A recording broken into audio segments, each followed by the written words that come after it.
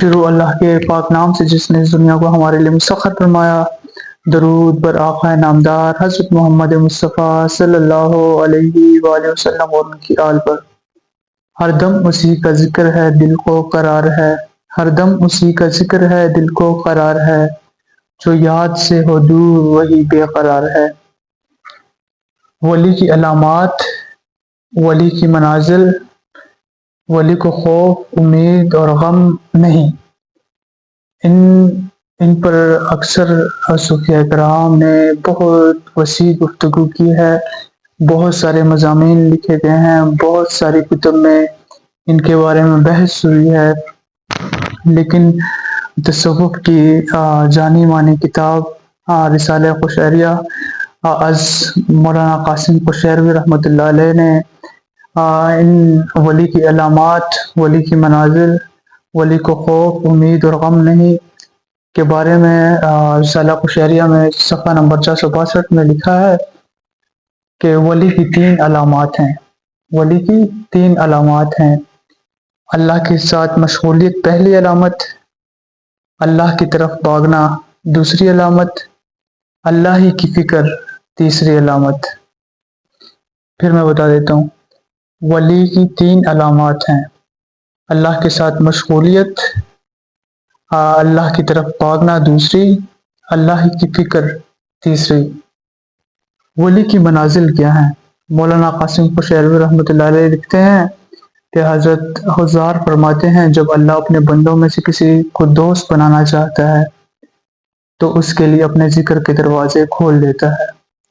جب وہ ذکر سے لذت حاصل کر لیتا ہے تو اس پر قرب کا دروازہ کھول دیا جاتا ہے، اور اس سے آگے پھر اسے اپنے ساتھ انس کی مجالس کی طرف اٹھا لیتا ہے، سالک کو انس کی مجالس کی طرف اٹھا لیتا ہے، پھر اسے توحید کی کرسی پر بٹھا دیتا ہے اور اس کے لیے جلال و عظمت کے در کھول دیتا ہے۔ جب اس کی نگاہ جلال و عظمت پر پڑتی ہے تو اس کی خواہشات ختم ہو جاتی ہیں، اس کے بعد بندہ فانی ہو جاتا ہے۔ اس بندہ فانی دنیا سے اس کا کوئی لینا دینا نہیں بچتا، نہ اسے دنیا سے سروکار ہوتا ہے، نہ دنیا کے لوگوں سے، نہ زر و مال سے، کسی چیز سے لینے دینا اس مقام پر نہیں رہتا۔ وہ صرف اللہ کی طرف، اللہ کے محبت میں، اللہ کے عشق میں غرق ہو چکا ہوتا ہے، اور پھر انسان فانی ہونے کے بعد اللہ کی حفظ و امان میں ہو جاتا ہے۔ اللہ اس بندے کی حفاظت کرتا ہے، اپنے محبوب بندے کی، اور جب بندہ اس مقام پر پہنچتا ہے اور پھر وہ اپنے نفس کے داؤں سے بیزار ہو جاتا ہے، اس کا نفس جو بھی دعویٰ کرے وہ نہیں مانتا، اپنے ہوائے نفس پر قدم رکھ لیتا ہے۔ ولی کو خوف امید اور غم کیوں نہیں؟ صوفیاء کرام فرماتے ہیں ولی کی تعریف یہ ہے کہ اس کے لیے کوئی خوف نہیں، کیونکہ خوف آئندہ آنے والے کسی ناپسندیدہ کام کے انتظار یا آئندہ کسی محبوب چیز کے ہاتھ سے نکلنے کے انتظار کا نام ہے۔ مثال طور پر میرے پاس گاڑی ہے اور میں نے باہر لاک کی نہیں ہوئی، میرے دل میں یہ وسوسہ ہے کہ میں نے لاک کی ہے کہ نہیں کی، یا میری گاڑی کوئی چرا کے تو نہیں لے جائے گا، تو ایسا خوف، ایسی چیزیں یہ ختم ہو جاتی ہیں۔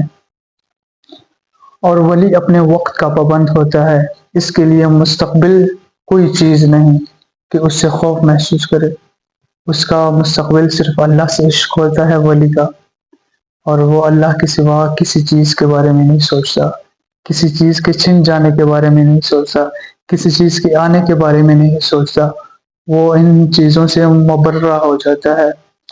اور جس طرح اس کے لیے خوف نہیں، اسی طرح کسی چیز کی امید نہیں رکھتا، کیونکہ امید مستقبل میں حاصل ہونے والی محبوب چیز کے حصول یا ناپسندیدہ چیز کے ختم ہونے کا انتظار کا نام ہے۔